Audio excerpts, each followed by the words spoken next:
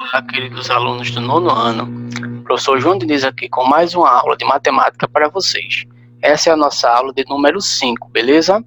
Então vamos lá. Me acompanhe aqui.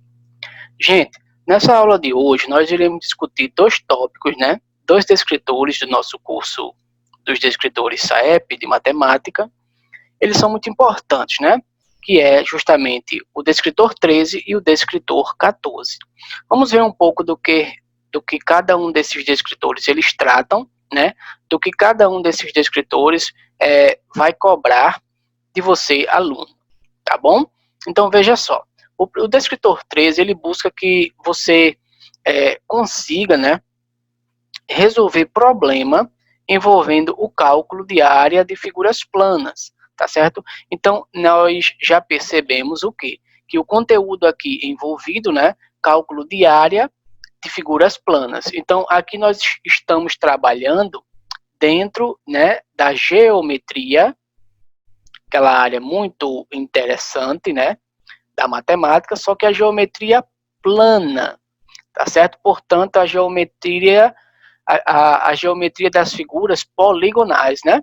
Que a gente conhece, né? Aí nós vamos ter os famosos polígonos regulares, que são aqueles famosos quadrados, triângulos, retângulos, trapézios e assim por diante. O círculo não é um polígono, né? Porém, ele é sim uma figura plana, tá certo? Fica essa característica dele aí. Então, quando falamos na geometria plana, pessoal, estamos falando dentro da geometria 2D, né? Ou seja, duas dimensões, né? Que é justamente o comprimento da figura e a largura da figura, certo? Então fica aí essa observação para a gente.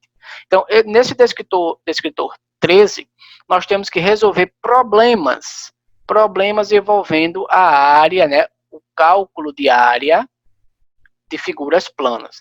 Quando nós temos um problema, e isso também vai servir para o descritor 14, porque também busca resolver problemas, só que na questão do volume, né? Quando nós falamos em resolver um problema, pessoal, eu quero chamar a atenção de vocês para a interpretação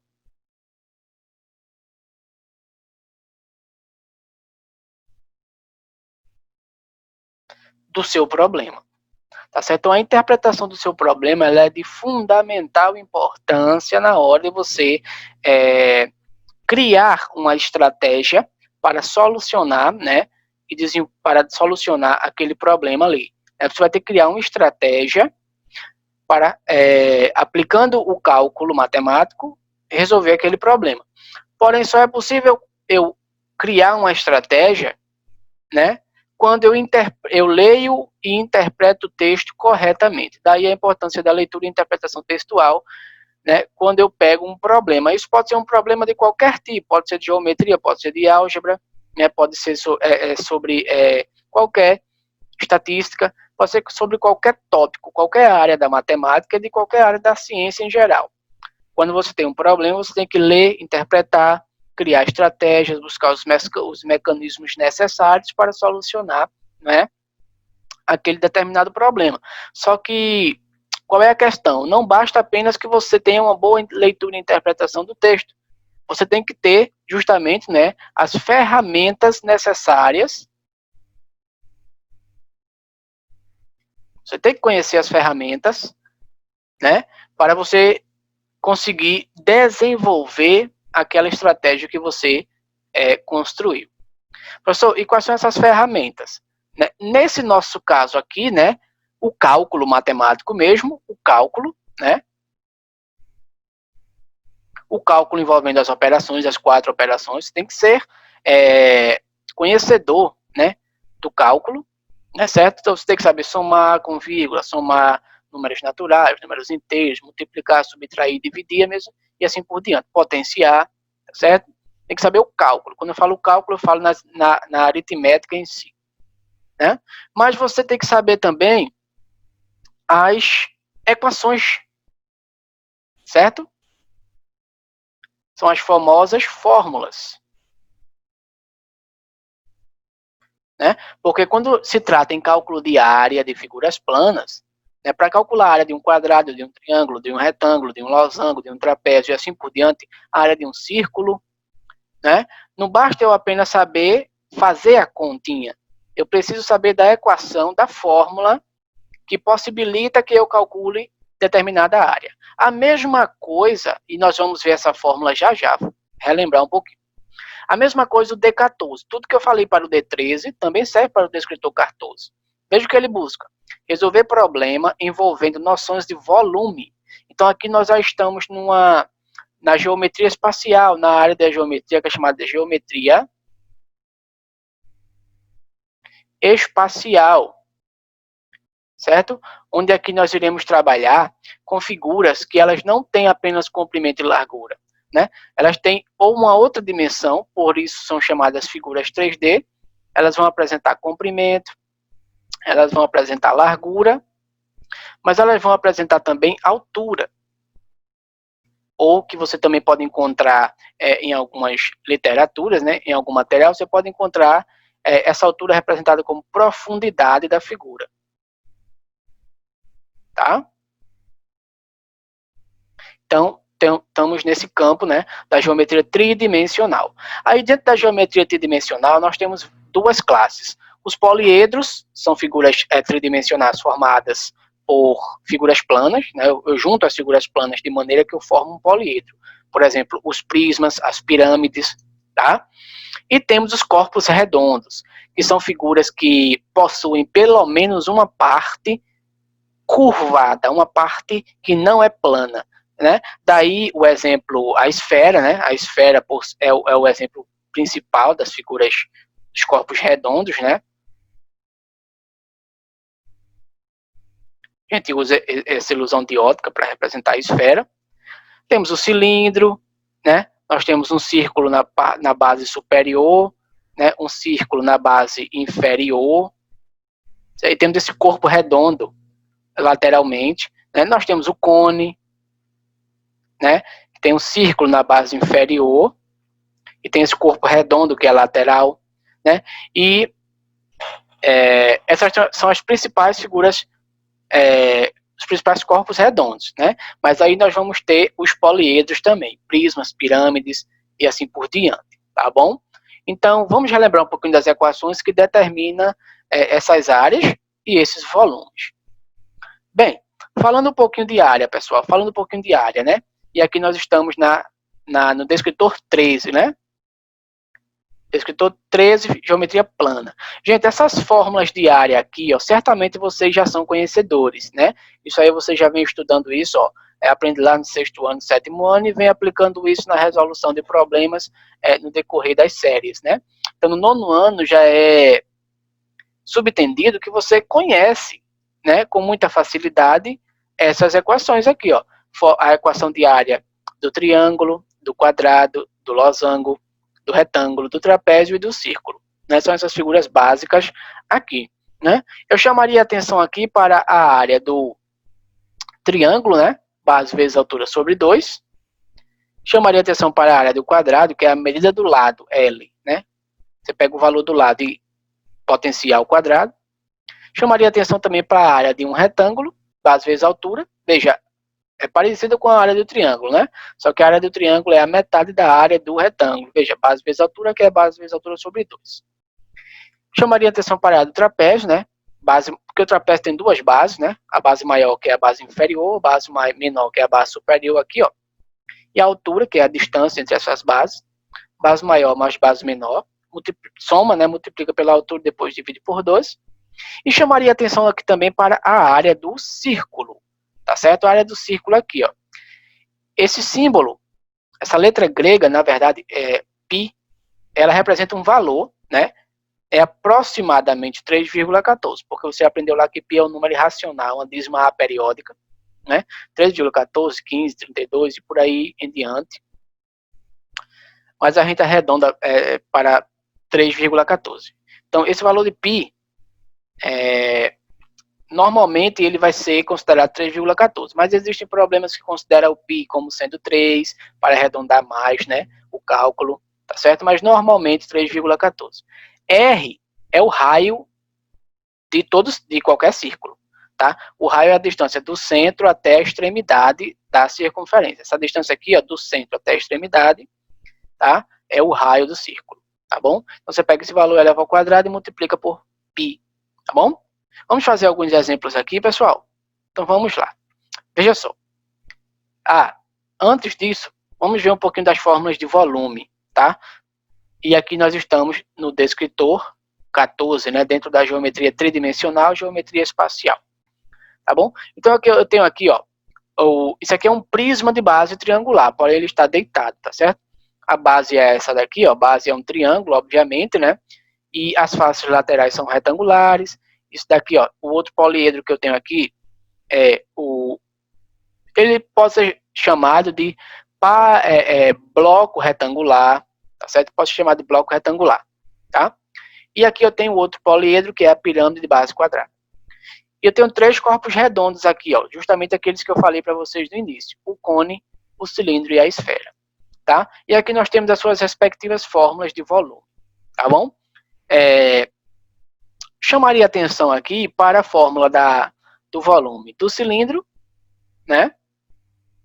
Π vezes R ao quadrado vezes H, né? Observe que R é referente à base, já que a base é um círculo, né? A base é circular. A altura é a distância, né? Entre essas bases, é a altura do cilindro. E π é aquela constante que a gente considerou ali. Chamaria atenção aqui também para o volume de um bloco retangular, né? L, W e H estão aqui representando, pessoal. L é o comprimento desse bloco, você pode considerar aqui o comprimento, tá? W é a largura desse bloco, tá certo? E H é a altura desse bloco. Então, ou seja, como é que eu calculo o volume de um bloco retangular desse, né? Como também é a mesma maneira de você calcular o volume de um paralelepípedo retângulo. É o produto do comprimento pela largura pela altura, ou seja, multiplica as 3 dimensões. Ó. Por isso que aqui eu estou multiplicando o comprimento L pela largura W pela altura H, tá bom? Aí, no seu problema, você vai multiplicar essas 3 dimensões e aí você encontra o volume. Chamaria atenção para essas 2 estruturas na aula de hoje, tá bom? Mas é importante aí que você anote, você pesquise mais, tente resolver problemas envolvendo o volume dessas outras 4 figuras tridimensionais aqui. Então agora vamos para um exemplo, pessoal. Vamos lá. Calcular a área da região limitada por 2 circunferências concêntricas, uma com raio 10 e outra com raio 6. Tá? Então aqui eu tenho 2 circunferências com o mesmo centro, né, concêntricas com o mesmo centro, uma maior, que é essa externa, de raio 10, uma menor, que é essa interna aqui, ó, de raio 6. Tá? Essa região aqui, pessoal, verde, é a região justamente que está entre as duas, né? Então, é essa área da região verde aqui que eu quero calcular. Essa área, em alguns livros, você também conhece ela como área da coroa circular, certo? Como é que eu calculo essa área? Bem, eu posso calcular a área total e subtrair a área interna, então o que sobra é essa área verde, concorda? Né? Então, como é que eu calculo essa área total? É a área da circunferência maior. Tá? Então, a área do círculo maior vai ser π vezes o raio do círculo maior ao quadrado. Então, essa área vai ser... Observe que eu não vou usar o valor de π, porque π aparece em todas as opções. Então, ele não vai precisar ser substituído. Se liga nisso, tá? É muito importante você também analisar as alternativas para não fazer conta desnecessária, tá bom? Então, eu vou substituir apenas o raio. Qual é o valor do raio da circunferência maior? É 10. 10 ao quadrado. O π eu posso botar ele aqui no final, né? Vezes π. 10 ao quadrado é 100. Então, aqui eu vou ter 100π. A unidade é centímetro, então a área vai ser centímetro quadrado. Isso é a área maior, é a área geral. Eu agora quero a área interna aqui, ó. Tá? Eu tenho a área total, que dá 100. Se eu subtrair essa área interna, o que sobra é a área, justamente a área verde. Então, a área da circunferência interna também é a mesma equação. Só vai variar o raio, porque o raio da circunferência menor, da circunferência interna aqui é menor, é 6. Então, 6 ao quadrado vezes π. 6 ao quadrado é 36, né? 36π centímetro quadrado. Professor, e agora? Agora você tem a área total e tem a área interna. Se você subtrair a área total menos a área interna, você fica justamente com essa região verde. É o que sobra, digamos assim. Então, eu vou ter o que aqui, ó? 100 tudo está em função de π, né? Então eu vou desconsiderar o π centímetro quadrado, porque tudo está em função de π. 100 menos 36, né? E aqui eu vou ter o quê? 6 para 10, 4, né? Subiu aqui, desceu aqui, somando, ó. 4 para 10, 6, é isso? Subiu aqui, desceu aqui. 1 menos 1, 0. Então, eu tenho aqui 64 π centímetro quadrado, é essa região verde, tá certo? Portanto, a região entre as duas circunferências, a coroa circular, tá bom? Coroa circular. Você pode encontrar nos livros também a área da coroa circular. Existe uma fórmula que nada mais é do que a subtração dessas duas, né? Que a área é assim, ó. Π, R ao quadrado, Rzinho ao quadrado. R maiúsculo é o raio da maior, R minúsculo é o raio da menor, tá? Pessoal, a fórmula é diferente? Não. Essa fórmula deriva da subtração de πr ao quadrado por πr ao quadrado, tá? Beleza? Então vamos lá. Segunda questão aqui, gente, vê. Uma empresa que fabrica peças de aço foi contratada para produzir um logotipo cujo formato é de uma justaposição de um triângulo e de um semicírculo, tá? Essa palavra justaposição, o que significa isso? Quer dizer que uma figura, o triângulo, ele foi sobreposto, né, de uma forma bem engenhosa ali, ó, em cima de uma circunferência, de modo que a combinação dos dois me fornece um triângulo e uma semicircunferência, que é essa parte de baixo aqui, ó. Semicircunferência é a metade da circunferência, tá certo?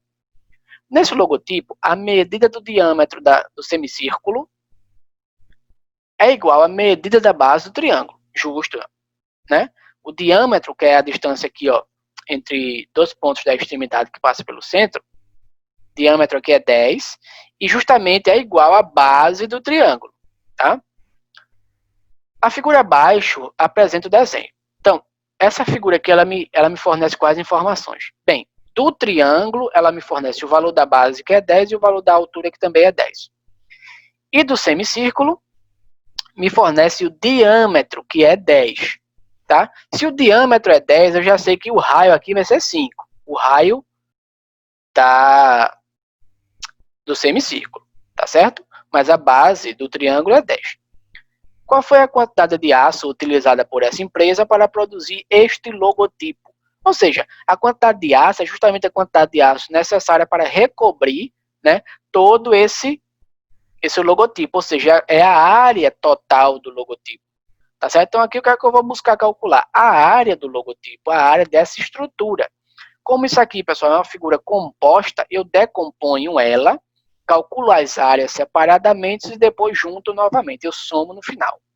Só vou decompor aqui em quê? Óbvio, um triângulo e um semicírculo. Pessoal, como é que eu calculo a área desse triângulo aqui de cima? Bem, muito tranquilo, né? Base vezes altura dividido por 2. Substituindo os valores, ó, a base desse triângulo é 10. A altura também é 10, dividido por 2. Numerador, 10 vezes 10 é 100. Quando eu divido por 2, isso aqui vai dar o quê? 50, né? Então, 50 centímetro quadrado, pessoal, é a área do triângulo. Agora, vamos em busca da área do semicírculo. Pessoal, a área do círculo completo, né? A área do círculo completo é πr ao quadrado. Se eu tenho um semicírculo, basta que eu divida por 2, né, o resultado final, porque eu só quero a metade da área do círculo. Tá certo? πr ao quadrado, eu vou calcular completo, depois eu tenho que lembrar que eu vou ter que dividir por 2, porque eu só quero, ó, a metade aqui, tá bom? Então vamos lá. Observe que a questão forneceu o valor de π. Se ela fornece o valor de π, então você vai ter que usar ele em todo o seu cálculo, tá bom? Ó, 3,14. Então o que é que eu tenho? 3,14 vezes o raio. O raio é a metade do diâmetro, por isso que eu enfatizei aqui, ó. O raio vale 5. Então 5 ao quadrado. Então a área vai ser o quê, ó? Primeiro resolve a potência, né? 5 ao quadrado, 25. Então a área vai ser o quê, ó? 25 vezes 3,14. Vamos fazer essa conta aqui, ó. Esquece a vírgula, passa ela lá no final. 5 vezes 4, 20, vai 2. 5 vezes 1, 5 e 2, 7. E 5 vezes 3, 15. Vamos agora para o 2. 2 vezes 4, 8. 2 vezes 1, 2. E 2 vezes 3, 6. Vamos somar essas parcelas aqui, né? 0. 8, 8, 16. Então aqui vai dar 15. Sobe 1 aqui. 2 mais 5, 7. Mais 1 que subiu, 8. E 6 mais 1, ó, 7. Não é isso? Duas casas após a vírgula. Duas casas após a vírgula, eu tenho 78,50. Portanto, 78,5 centímetro quadrado. Professor, isso é a área do semicírculo? Não. Isso é a área de um círculo completo. Mas eu tenho apenas a metade. Então, vou pegar esse valor aqui e vou dividir ele, ó. Tá certo? Vou dividir ele por 2, porque eu quero apenas o semicírculo. Tá certo? Quando eu divido isso aqui por 2, o que é que eu encontro, né? Vamos fazer, então, essa divisão. 78,5 dividido por 2, não é isso? Gente, eu vou fazer da seguinte forma. Primeiro eu vou dividir a parte inteira, tá certo? Vou dividir 78 por 2, não é? 78, quando eu divido por 2, o que é que eu encontro? O 7 dividido por 2 dá 3, ó. 3 vezes 2, 6 para 1, 7. Beleza, desce 8 para ajudar o 1. 18 dividido para 2 é 9, né? 9. 9 vezes 2, 18 para 18, 0. Portanto, o 78, quando eu divido para 2, dá 39. Tá? Eu vou guardar esse 39 aqui, ó, aqui embaixo. Vou guardar ele. Professor, mas eu tenho 78,5. Quer dizer, sobrou o quê? Se você já dividiu 78, sobrou 0,5. Gente, 0,5, quando você divide isso aqui por 2, né? 0,5 é a mesma coisa que 5 dividido por 10. Isto você está dividindo por 2. Repete a primeira pelo inverso da segunda, correto? Então, eu vou repetir, ó, 5 por 10 vezes o inverso de 2 é 1 sobre 2. O que é que eu tenho aqui, na verdade? É 5 sobre 20. Tá certo? 5 sobre 20. Quando você simplifica 5 sobre 20, você encontra 1 quarto. E 1 quarto é 0,25. Tá certo? Professor, como assim? Se você pegar o 0,5 que sobrou e dividir para 2, você encontrará 0,25. Eu não sei se essa técnica que eu usei aqui é a mesma, é interessante para você, tá? Mas aí você pode ter a sua maneira de calcular, tá bom? Você pode calcular direto, que também você vai encontrar. No caso, agora eu vou ter que somar 39 mais 0,25. Eu vou ter o quê? 39,25, que é a parte decimal. Belezinha? Então, essa é a área do semicírculo. Professor, e agora? Soma, né? Eu vou ter que pegar o 50 mais 39,25. Gente, uma soma uma soma de cabeça aqui dá para fazer, né? 89,25. Na unidade centímetro quadrado, que estamos trabalhando com área. Beleza? Então, tá aqui, ó, alternativa B. Beleza? Então, é um cálculo que não é um cálculo difícil, porém é um cálculo que exige realmente que o aluno esteja atento, que o aluno saiba calcular, que o aluno esteja a par, né, das equações de área, beleza? E que ele entenda o problema, tá? Porque senão ele pega esse 78,5, soma com 50 e aí acaba, né, errando a questão. Por quê? Porque não levou em consideração o semicírculo. Sem falar do cálculo em si, né? Multiplicação com vírgula, divisão com vírgula. Tudo isso é importante quando nós chegamos aqui no nosso curso, né? No 9º ano. Beleza? Vamos mais aqui. Gente, a questão 3 é uma questão bem tranquila, porém, se o aluno for atento, ele resolve ela em menos de 1 minuto, né? Se ele tiver um outro olhar, ele vai usar uma equação, que é a equação da área do trapézio, e vai demorar um pouco mais. Mas veja só, observe a forma geométrica de cor cinza desenhada na malha quadriculada abaixo. Então temos essa figura geométrica aqui, certo? Muito bem. A medida da área dessa forma geométrica é a área. Então ele quer que nós calculemos, determinemos aqui essa área cinza. É a área de um trapézio, correto? Muito bem. Gente, ele dá uma informação aqui nessa malha quadriculada. Um quadradinho desse tem lado 1. Cada quadradinho tem lado 1 metro. Portanto, a área de um quadrado de lado 1 metro é 1 vezes 1, 1 metro quadrado. Então, cada quadradinho aqui, ó, tem 1 metro quadrado de área, cada quadradinho. Então, daí eu já tenho que interpretar essa informação. Não está no texto, está na figura. Tá? Professor, para que isso vai nos ajudar? Bem, se cada quadradinho aqui vale 1 metro quadrado, basta que você some todos eles e você encontra a área da figura. Você diz assim, professor, mas tem quadradinho que não está completo, está na metade. Está na metade, ó. Foi cortado na diagonal, está na metade. Certo. Se você juntar duas metades, você não tem um quadradinho completo? Então, veja, se eu pegar essa metade e botar aqui, eu tenho 1. Se eu pegar essa metade e colocar aqui, eu tenho 1 completo. Não é isso? Então, vamos contar agora quantos quadradinhos estão completos. Quantos estão completos? Lembre-se, este, você está considerando ele para completar aqui, ó, tá? A mesma coisa aqui do outro lado. Você está retirando de um lugar para completar no outro. Então, 1, 2, 3, 4, 5, 6, 7, 8, 9, 10, 11, 12. Alternativa B. Certo, gente? Beleza? Alternativa da questão, alternativa B de bola. Ok? Então, vamos seguir. Já aqui trata de volume, já estamos no descritor 13, né? Geometria espacial. Uma caixa d'água no formato de prisma reto, é um prisma, pessoal, é uma figura formada por polígonos, né? No caso aqui nós temos na base um retângulo e temos esses retângulos laterais também formando o prisma, né? Porém, esse prisma está apenas com uma parte de sua capacidade ocupada, ou seja, ele não está totalmente cheio. Essa caixa d'água não está totalmente cheia, né? Ela está com apenas uma parte ocupada, né? Muito bem. O volume de água existente nessa caixa é igual a... Veja, a caixa não pergunta o volume da caixa d'água, e sim o volume de água que está contido ali, tá bom? O volume que está dentro da caixa, tá? Então, se você for usar essas informações todas aqui, você vai errar, porque aí você vai estaria calculando o volume da caixa d'água, e não o volume de água que nós temos aqui, ó. Bem, o que é que eu posso considerar? Observe que essa caixa ela é dividida aqui em 4 compartimentos iguais, né? 1, 2, 3, 4. Se o todo da caixa, a altura total é 4, quando eu divido aqui entre esses compartimentos, a altura de cada compartimentozinho aqui vai valer 1. Certo? A altura de cada compartimento aqui vai valer 1. Só um minuto.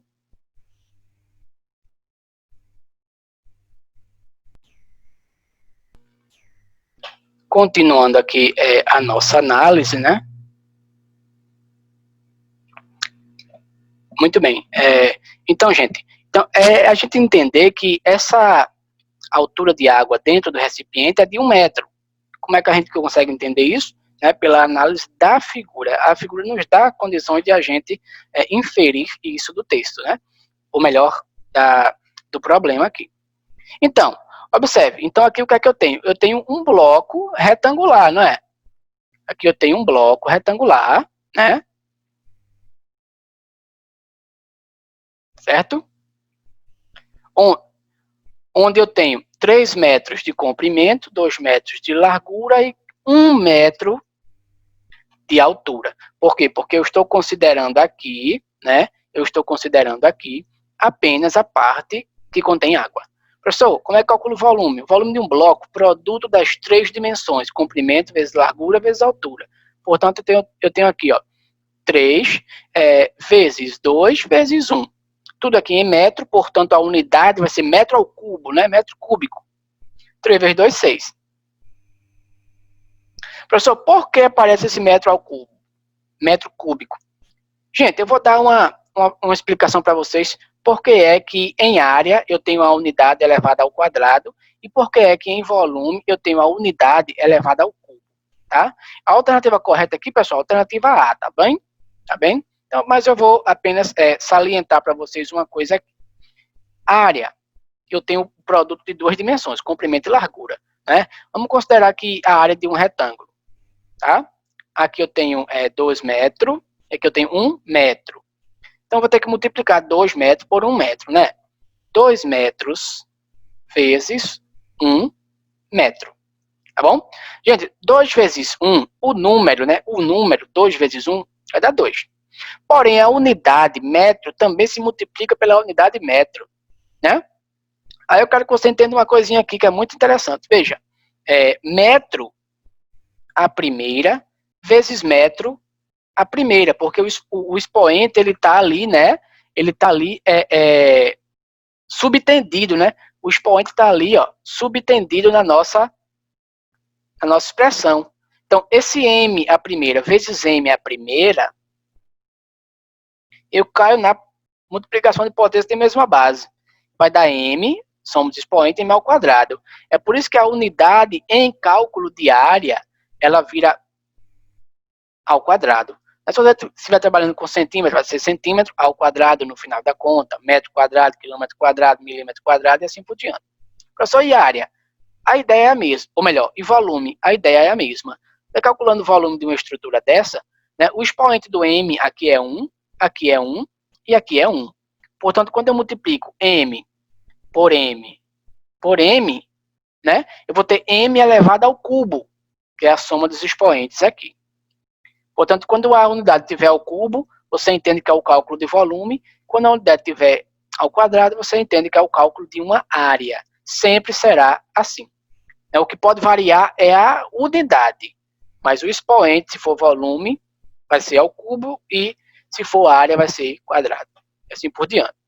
Beleza? Mais uma questãozinha aqui, gente. Vê só. Uma questão, né, bem interessante e tem que ter uma análise muito, muito, muito detalhada. Vamos lá. Uma substância estava armazenada em um recipiente no formato de um paralelepípedo retângulo, que é justamente essa estrutura que nós temos aqui. Lembra que eu também falei que podemos interpretar ele como um bloco retangular ou como um paralelepípedo, né? Nesse caso aqui, a questão está tratando ele como um paralelepípedo retângulo. Tá? Retângulo, professor. Por que retângulo? Por conta do ângulo formado internamente entre as faces, tá certo? Isso aí é uma questão mais para você detalhar a figura, tá? Mas o que é que eu quero dizer? Que o ângulo entre qualquer dessas faces aí, o ângulo entre faces adjacentes, ou seja, o ângulo entre faces juntinhas, coladinhas, é sempre um ângulo reto, tá bom? Então vamos lá. Então tem, né, um recipiente formado por esse paralelepípedo e ocupava toda a capacidade desse recipiente. Então eu tenho uma substância aqui dentro, né, um líquido aqui dentro, que está ocupando toda a capacidade, ou seja, está no limite, está, né, cheio de líquido aqui, essa figura. Tá? Essa substância foi completamente transferida para um outro recipiente de formato cilíndrico. Então, a quantidade que tinha aqui foi transferida para cá, tá? E aqui também eu tenho, ó, as medidas do cilindro, né? O raio do cilindro mede 2 e a altura mede 5, tá bom? Gente, vamos calcular os volumes? Vamos calcular os volumes de cada estrutura, né? Porque aí fica mais fácil de a gente conversar. Bem, qual é o volume total aqui? É o volume do líquido que tinha ali dentro, né? Que eu descubro, né? Se está no limite, o volume da figura, a capacidade da figura vai ser o volume do líquido. É porque estava no limite. A questão deu a entender isso. Estava cheio. Então, o que tem de líquido aqui é o seguinte. O volume vai ser produto das 3 dimensões. 3 metros vezes 2 metros vezes 4 metros. O que é que eu tenho aqui? Ó? 3 vezes 2, 6. 6 vezes 4, 24 metros cúbico. Tá bom? Então, isso é o volume do líquido que estava contido aqui, ó, nesse paralelepípedo. Vamos agora calcular o volume do cilindro. Fórmula πr ao quadrado vezes h. O π considerado 3,14. O raio está na questão, ó, na imagem, né, vale 2. Então é 2 elevado ao quadrado. E a altura também está na imagem, vale 5. Tá certo? Vamos fazer essa continha? Primeiro resolve a potência, ó. 2 ao quadrado é 4. 4 vezes 5 dá 20. Então a conta que eu vou fazer agora é 20 vezes 3,14, tá certo? Eu vou fazer essa continha aqui, ó. Tá bom? Vezes 20. 0, 0 e 0. 2 vezes 4, 8. 2 vezes 1, 2. 2 vezes 3, 6. Tem aqui essa soma, 0, 8, 2, 6. Duas casinhas após a vírgula, duas casinhas após a vírgula, no resultado, 62,8. 62. Vou corrigir aqui, tá? 62,8, né? Metro cúbico. Então, aqui eu tenho o volume de líquido contido no paralelepípedo e aqui eu tenho a capacidade do segundo recipiente. Tudo bem. É óbvio que a capacidade do segundo recipiente é bem maior do que a do primeiro, né? Qual é a capacidade máxima restante desse cilindro após a transferência dessa substância? Ora, né?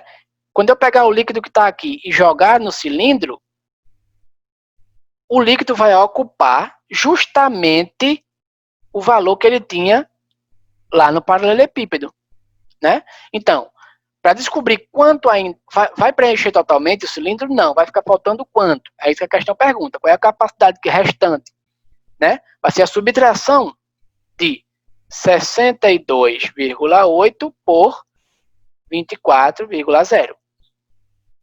Que é o volume que eu vou colocar ali, certo? Então, aqui eu vou ter, ó, desce 8, né? 4 para 12, 8. Subiu aqui, ó. Eu posso descer aqui somando, eu posso cortar aqui, virar 5. 5 menos 2, 3. Então, 38,8 metro cúbico ainda resta no cilindro. Então, 38,8, alternativa a letra A. Ok, pessoal? Então, questão bem legal, bem tranquila, para você treinar. Tá bom, gente? Se você achar uma outra maneira de resolver essa questão, faz aí e deixa nos comentários, tá bom? Então, vamos lá. Uma questão aqui, ó.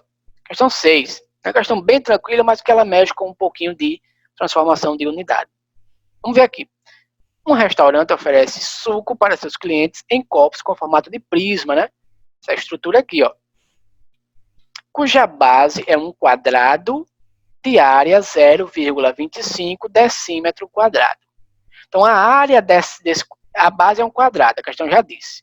E a área dessa base, não precisa calcular, porque a questão já disse que é de 0,25 na unidade decímetro quadrado. Muito bem, estamos trabalhando na unidade diferente, né? Decímetro.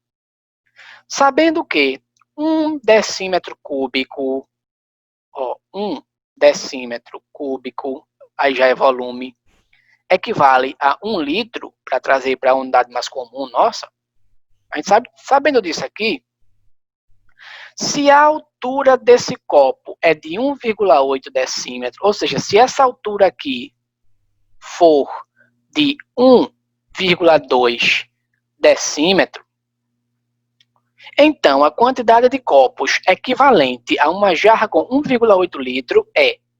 Muita informação, professor, muita informação. Tudo bem. Gente, com a área da figura e sua altura, eu consigo calcular o volume dessa figura. Certo? Por quê?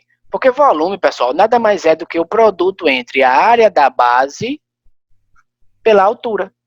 Se eu conheço a área da base da figura, que a questão deu, e conheço a altura, eu consigo descobrir o seu volume.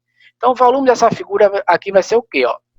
Área da base, 0,25, multiplicado pela altura que a questão manda a gente considerar, que é de 1,2 decímetro. Multiplicando 0,25 por 1,2, ó,